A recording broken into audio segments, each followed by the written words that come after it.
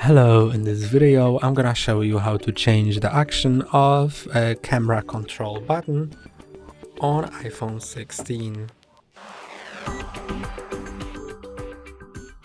Camera control is a new button on the right side of your iPhone. When you click on it, by default it opens the camera, but you can change the action of the camera control in settings.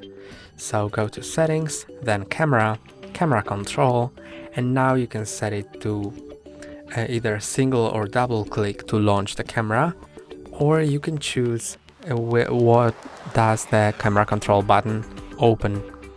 You can set it to camera, code scanner, magnifier, or none. I'm gonna set it to magnifier.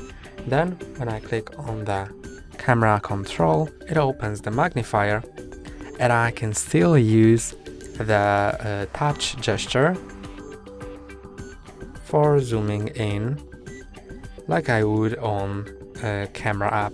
That's all for today. Don't forget to like and subscribe. See you next time.